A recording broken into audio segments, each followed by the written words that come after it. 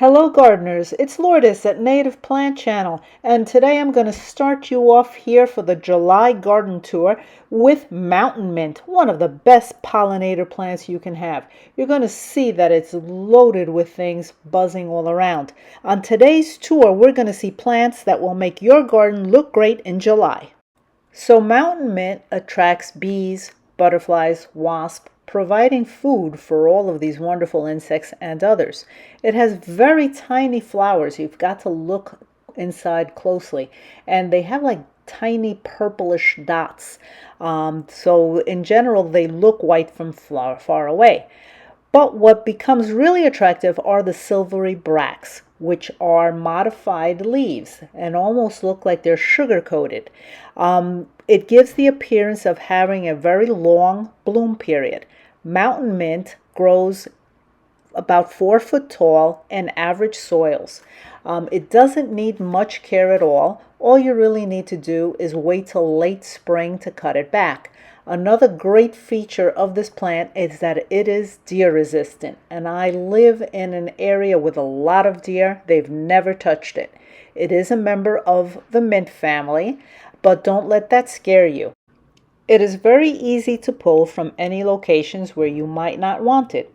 Native Plant Channel tries to help gardeners create better habitats in their gardens for our birds, bees, butterflies, and other insects because we need them in order to help make our world a better place and improve our environment.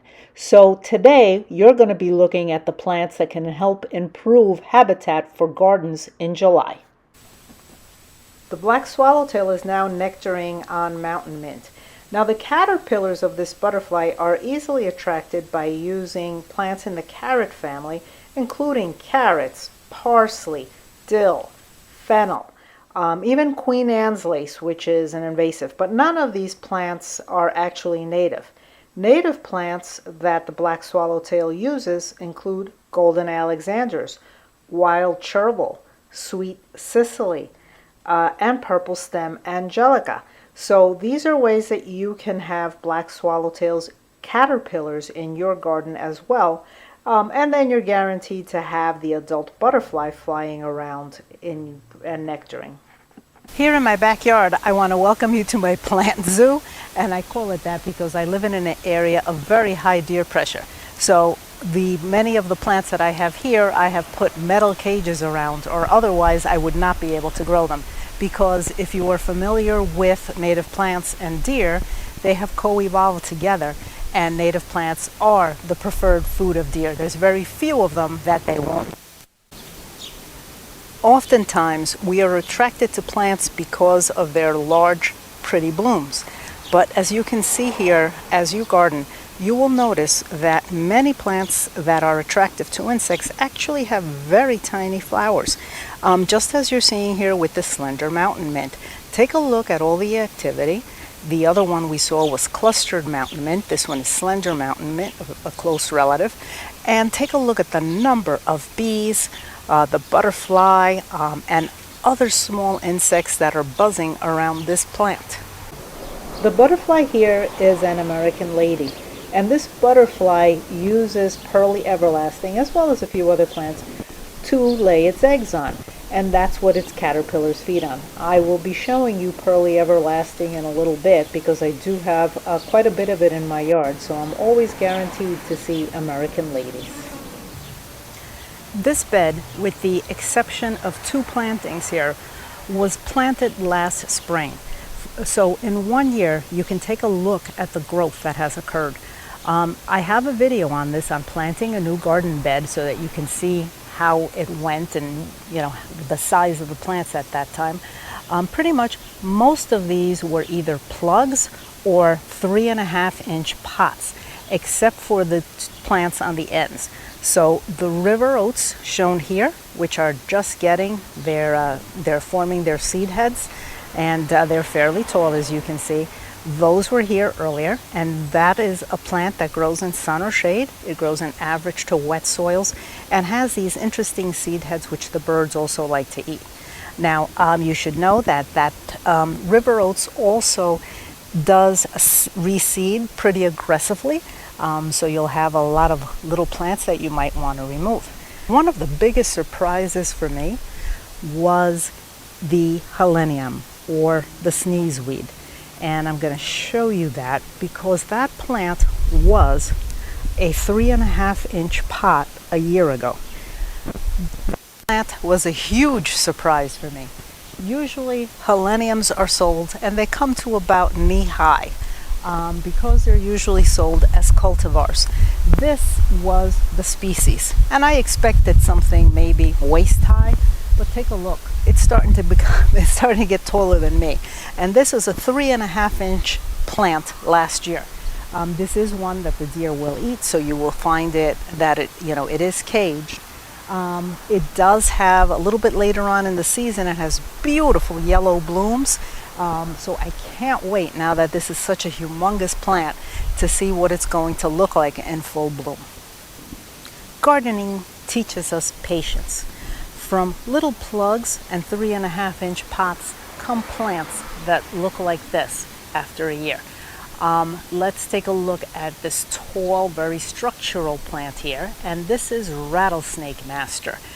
Such plant with such a fantastic name.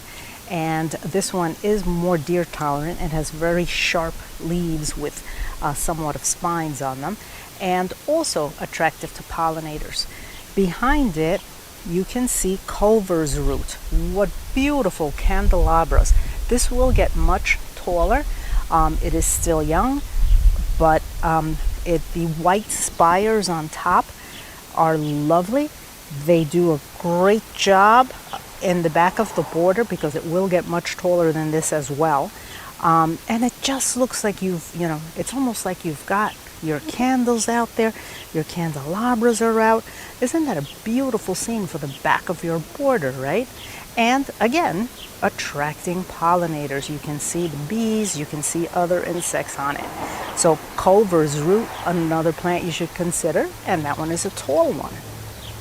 Next to the culver's root on both sides of it is our native switchgrass. And it's hard to understand why our garden center sells so many of the Chinese silvergrass, the miscanthus, which is an invasive species, as well as other foreign grasses, when our very own switchgrass performs the exact same function, is attractive, is native, and is a larval host plant for a number of caterpillars.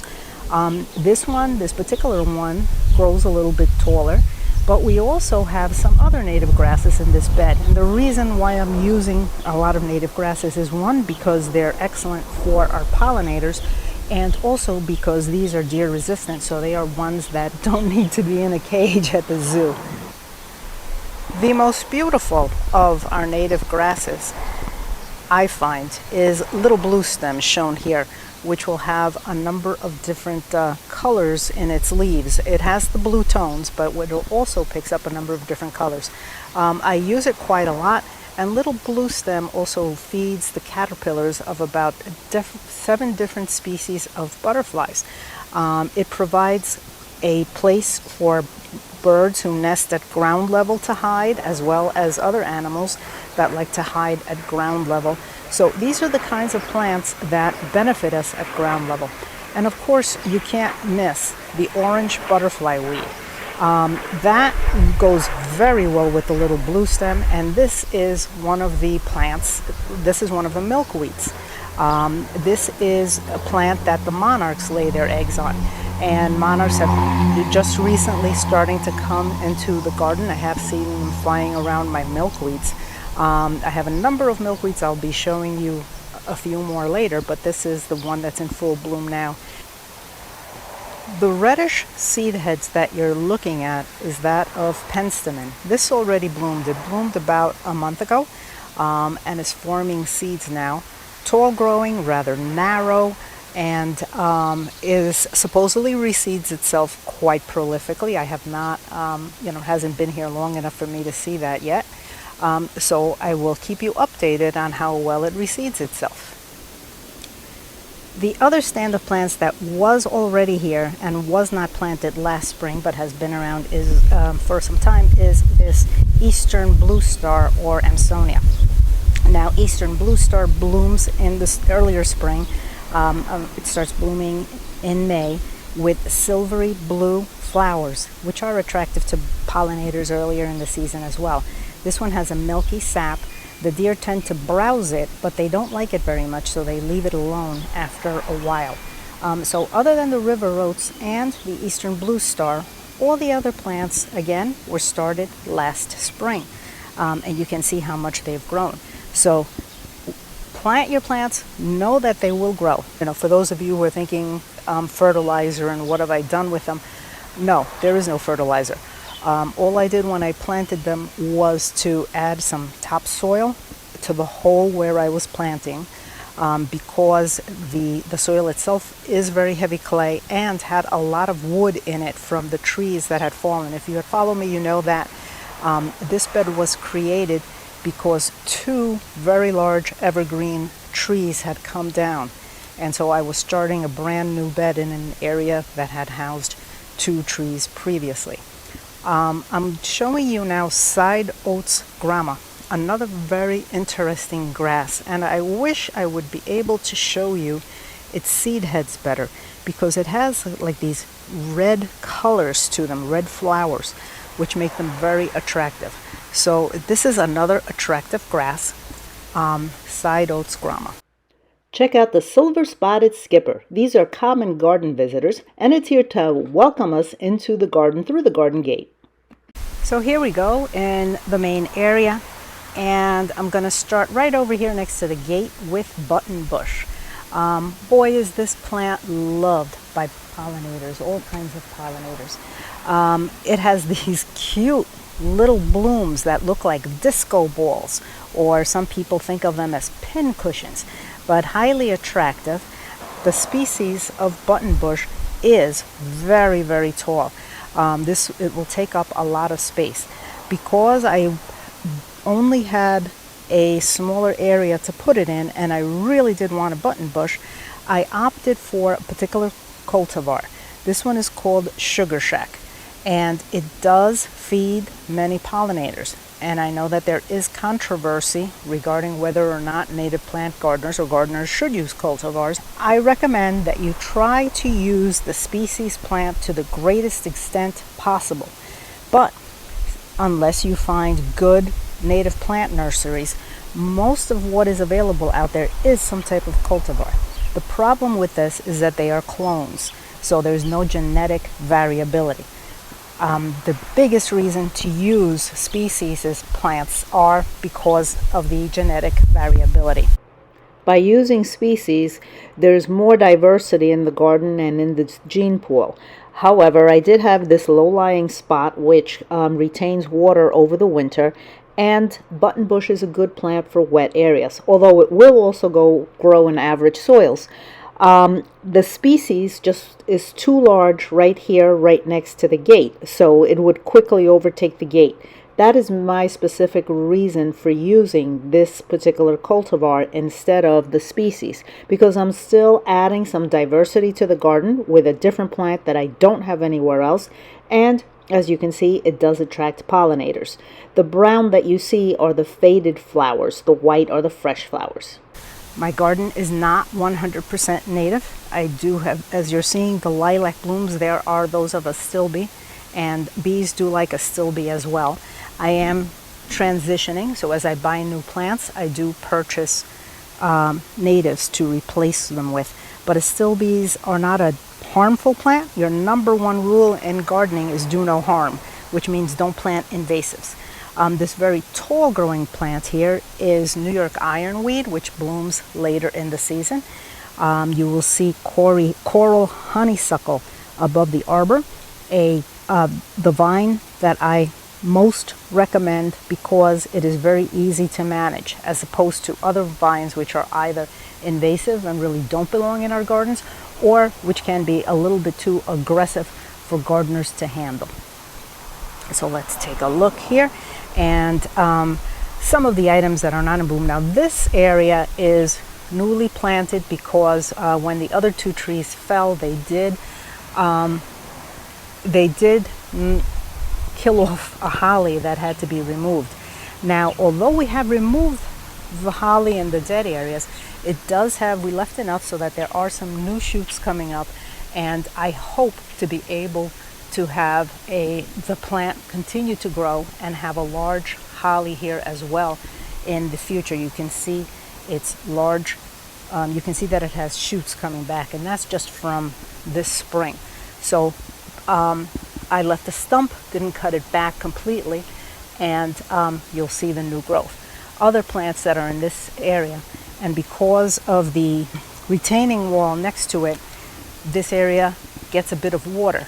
So other plants that have been planted here are pussy willow, the shrub pussy willow. I have planted our native rose mallow right here behind the little blue stem, and swamp milkweed. Again, feed those monarchs. This is swamp milkweed in the front, along with gray-headed coneflower that is just about to bloom, or just starting to bloom. And in the back there is Joe Pye weed, very small, but I'll show you the one in the garden. Now the plants that were already here, this is our northern bush honeysuckle.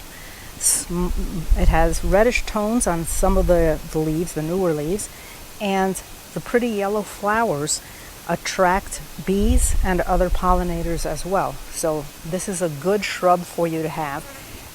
This one only gets about 4 feet tall, a very manageable size. It does spread in terms of its width, but its height stays about 4 foot tall. Next to it is a witch hazel, and the lavender colored flowers are that of anise hyssop, a plant that I use a lot that does reseed itself, is very attractive to bees, has a great fragrance, and is deer resistant. Now you're looking at wild senna, which should be in bloom a little bit later on, hopefully, with yellow flowers that the bees love as well.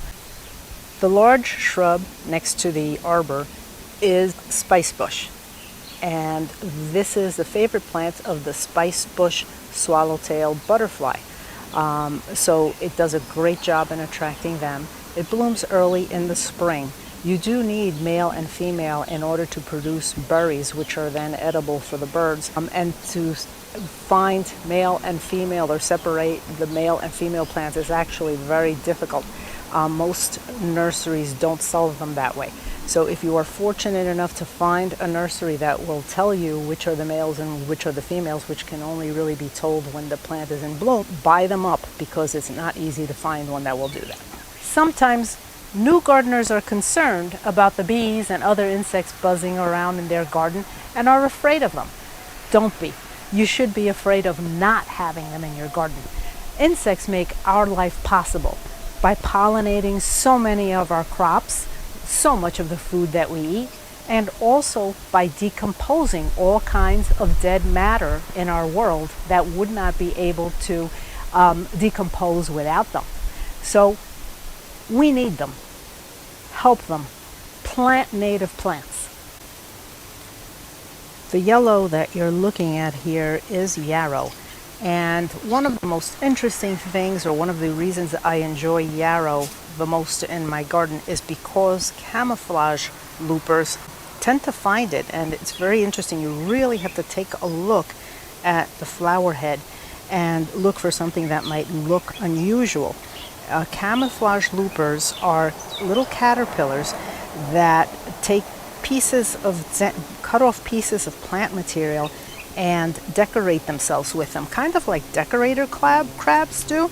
Many of you are familiar with decorator crabs. Well, camouflage loopers do that, so they will blend in very well with the plant they are on, and they are actually rather difficult to spot. You really have to pay attention, but that's what makes it so much fun to be in your garden, to take a close look at all the plants there, because you never know what you're going to find. Here, Joe Pye weed is about to bloom, just starting to bloom. This is another plant that is very attractive to bees and other pollinators, and it has these light pink flowers, grows tall as you can see, and will grow in average soils as well as moist soils. Serviceberry I planted some time ago And serviceberry is a tree or multi-stemmed shrub that stays probably about 20 feet tall. This one was planted last season. It replaced a butterfly bush that was here at the center of my garden, but butterfly bushes are considered invasive, so that is one of the transitions that I made from having butterfly bush, which is very beloved by gardeners because they do attract a lot of butterflies, but again is more harmful to the environment. So I removed it and replaced it with the serviceberry, which flowers very early in the spring. Pollinators enjoy, and then it produces berries in June that the birds enjoy. And those berries look like blueberries and taste like blueberries. About a year ago, white avens showed up on its own in my garden. I kind of left it to see what would happen, and it has reseeded very successfully. It has small white flowers, but the petals do fall off rather quickly.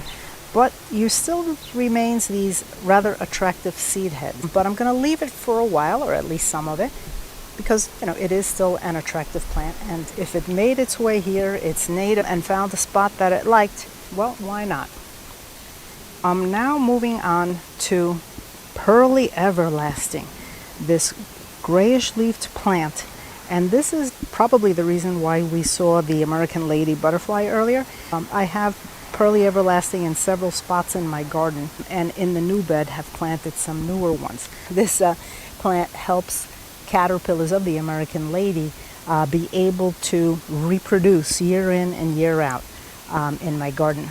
Let's go in for a closer look because I believe we have some caterpillars here.